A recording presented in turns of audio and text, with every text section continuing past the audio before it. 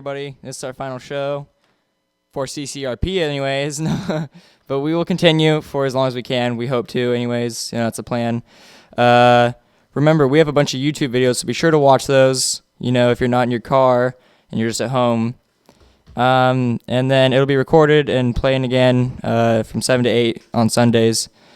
Here's Coming Home by Diddy featuring Skylar Grey. I'm coming home, I'm coming home. Coming home. Hey, hope you guys like that. Now we have some shout-outs from last week. So this one is to Jacob, Waylon and Wyatt's cousin, with much love. And here's a shout-out from Unknown to Leota, Cody, and Ray. And here's one that just says, Bowalk. So now we're going to play Feeling Good by Avicii.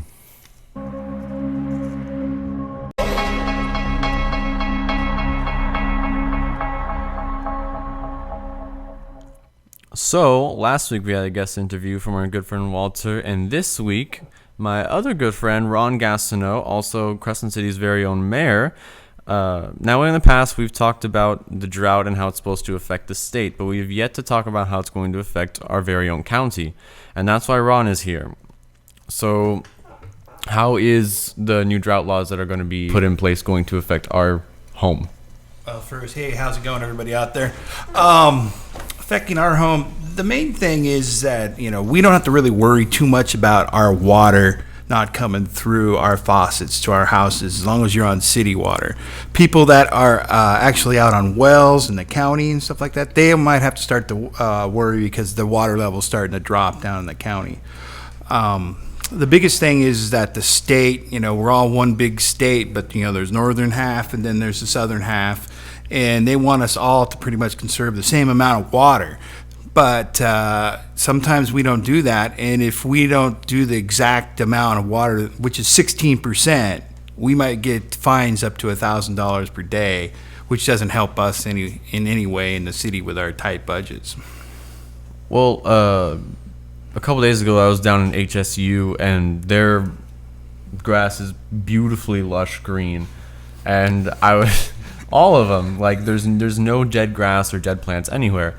And I was asking about that, and the guy told me, and he said they're sending a lot of their water down south, but even when they're sending a lot of water down south, they're still watering.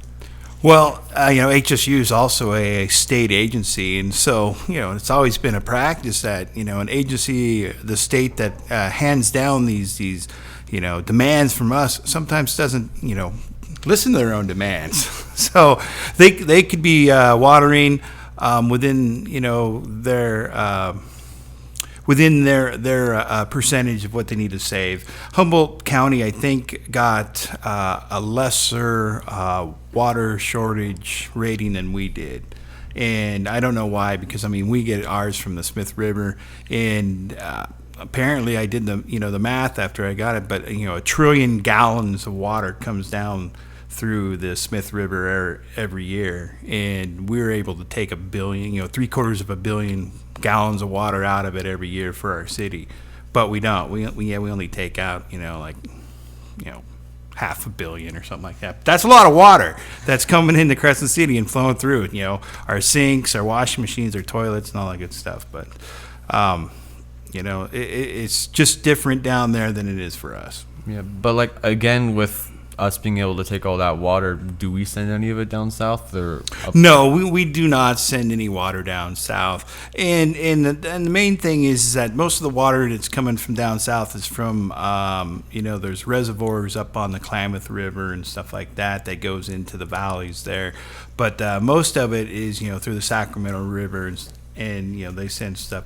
LA gets most of their water from the Colorado River. And if you've been reading about the drought or watching Vice on HBO, and they have some really good shows about the upcoming droughts and the water, and you can see everything, the levels of all our reservoirs are going down. That's the water that gets down south, and so they're going to have some problems down there.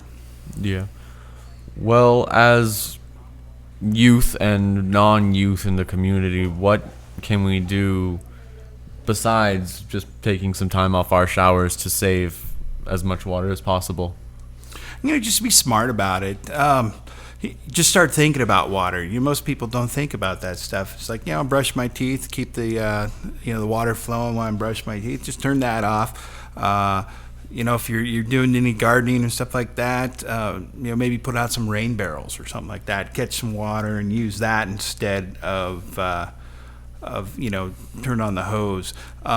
We're at a stage 1 right now, and everything's voluntary, and we want you to be able to at least do 16% water savings throughout the community.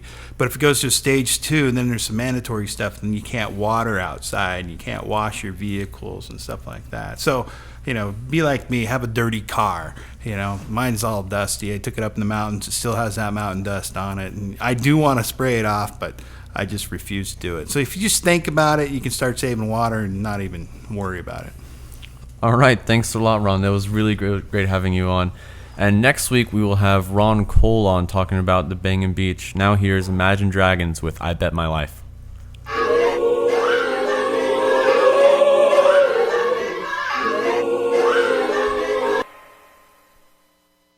Hey, I hope you guys enjoyed that. Now here is Justin and Wyatt Singletary with segment 3. All right, so last week we talked about the massive explosion in Tianjin. I believe I said that wrong, but and we put a comedic spin on it with some music, but we would also like to say how sorry we are that this happened, and that our hearts go out to all those whose families died or gone missing, and also to the people left homeless by this insanely large explosion. But so far the death toll is only 53. That's still getting off pretty lucky from an explosion that could be seen from space. I know that if this happened to our town, way more would be affected than have been Lumineers. Oh, never mind. Yeah, but we're really sorry if anybody got offended by our song choice and that and all that. It was no harm meant done. All right, so next up we have Passion Pit with Lift It Up. A doctor called Teresa Dankovich has currently created a drinkable book. The drinkable book is a book with filtered pages that could clean about 99% of bacteria. Creating the drinkable book may be one way to solve a major public health problems for the 750 million people worldwide without access to clean and drinkable water. That's crazy. And Dr. Dankovich presented her work in South Africa, Ghana, and Bangladesh at the 250th National Meeting of the American Chemical Society in Boston. She has been working many years now, ever since she was a PhD candidate at McGill University, and now she's continuing her work at Carnegie Mellon University. To make the drinkable book official, they had to pass the EPA standards and pass many bacterial infected water. Now I'm wondering, where can I get one of these books at? Well, Do I have to book myself a trip to the library? I imagine it's not at our public library, but I imagine you can get it anywhere. For people who need it, I imagine you can get it anywhere. I mean, you have perfect access to well water, which I'm sure is just teeming with nothing. Yeah, I actually did the research for this, and I mean, they were handing them out all over the place in Africa. It was like crazy. Yeah, that's all I have on that. Well, I mean, it's pretty great. How it works is it comes in a pretty large plastic box with a tray, and the pages are perforated, so you tear them in half and you slide them in, and you fill the box up with dirty water, and clean 99% clean water drips out the bottom. And this is a fantastic thing for really any rural place that does not have direct access to that clean water. Like anywhere really in Africa is very rural, and they have to boil or evaporate their water. They originally had straws too, actually, that would make it to where certain bacteria. They had straws so that certain bacteria in the water, like, it wouldn't get to them, with these straws, which is really cool. But Yeah. the book gets you a lot more water real quick. So Yeah, at first I was like, oh, maybe it's a book just like with water in it. I'm like, no. Yeah, I thought it was like I honestly thought it was gonna be like a book shaped water bottle or something. Yeah. Like I didn't know what to expect, and then we read it, and it turned out to be a really fantastic cause, and like I would not think to make it a book because it's not just like a bunch of like blank pages that you turn into a filter. They have it's a guide. it's a guide. it's an awesome. Is book. it like is it reusable though? Like No, but I think each like half page does like 6 gallons of water. oh wow. It was something. It was crazy. So I think the entire book does like 600 gallons. How much do they cost? They hand it out for free. Oh really? Yeah. Oh wow. Dang. Yeah, I've been like researching it could last you about 4 years. Researcher. 4 years. About 4 years. Yeah, Oh, that's cool. Really? yeah. No, like how you filter the water. Oh and yeah. you get the water. Yeah. That's nice. Oh, yeah. That's awesome. Yeah. But I mean, not just in like Africa, but in other rural countries, lots of people die from bacterial or parasitic infections from water supplies. That ones that their entire population of people drink from every single day. And some people, yeah, they develop an immunity from ingesting these things every single day, but a lot of people don't, and a lot of people die. And building that immunity probably isn't something that you kind of want to have anyways. Yeah, I can't imagine it's gonna be great at first. You know. Yeah. Your first one's you're probably gonna be sick to your stomach and. Like it probably, even if you're immune to it, it probably doesn't feel. It's probably not good for your body and at all. no. Because It's it just not was killable. because it was really bad water. Yeah, it's even if you're immune, bad water is bad water. And it was really crazy watching Immune to the tea factor. dirt brown water that you would never be able to see through, just like go in and filter out perfectly clean.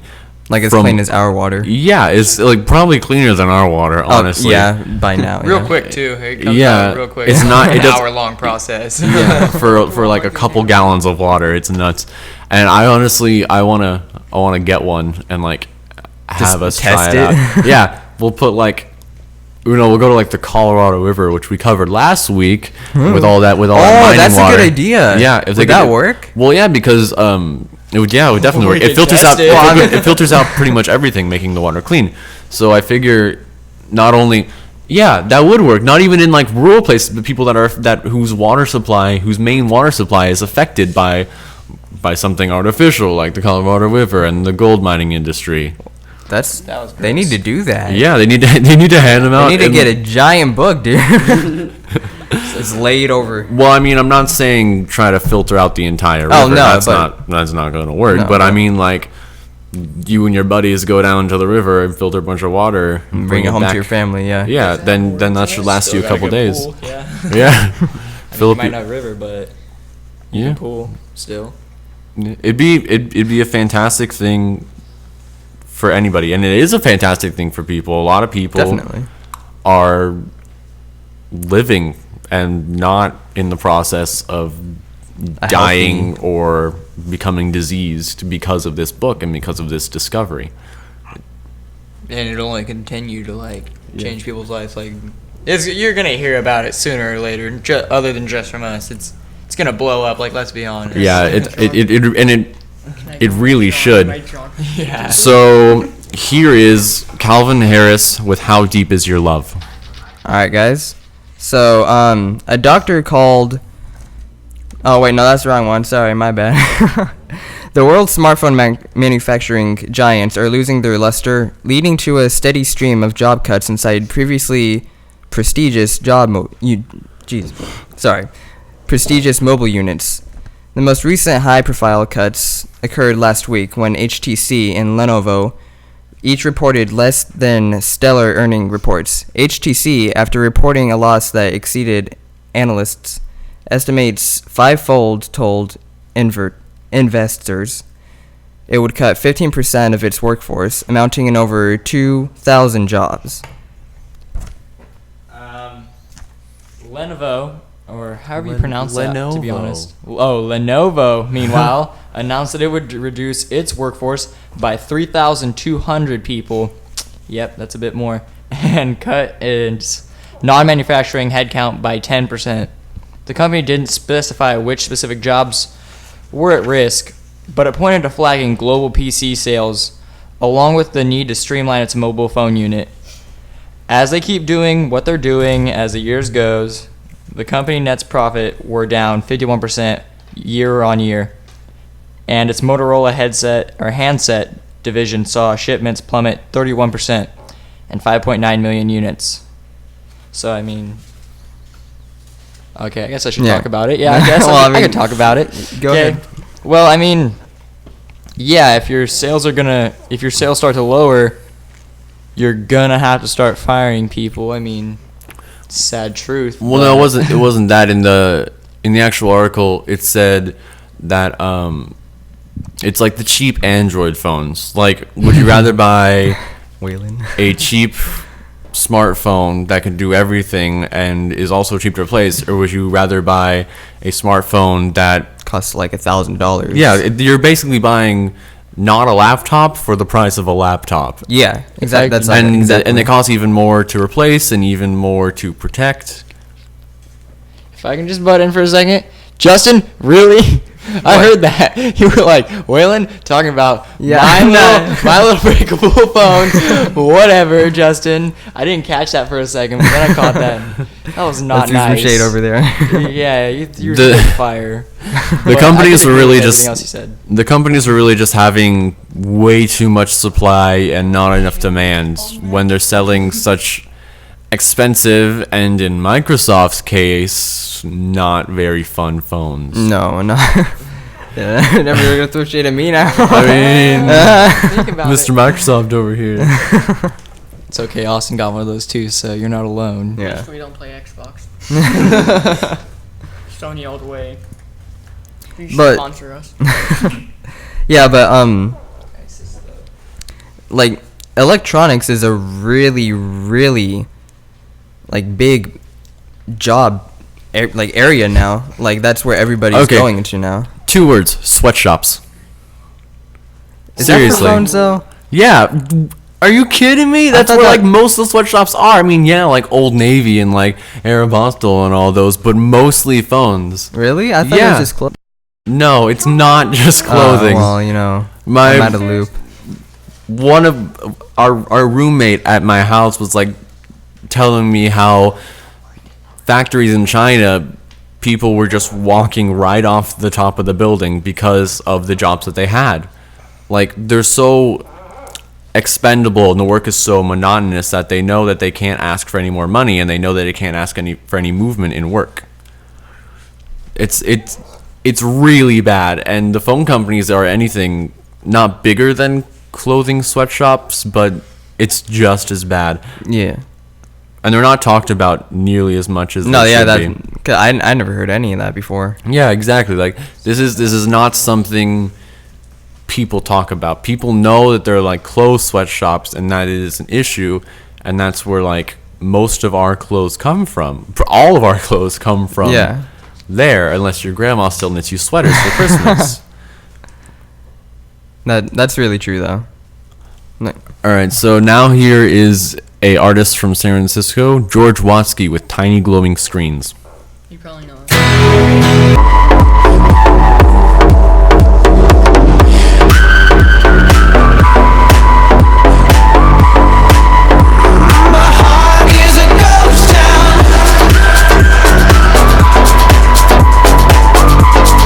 All the way to the end, or maybe you're just getting here and are just waiting for me to get off the air. Whichever it is, I thank you.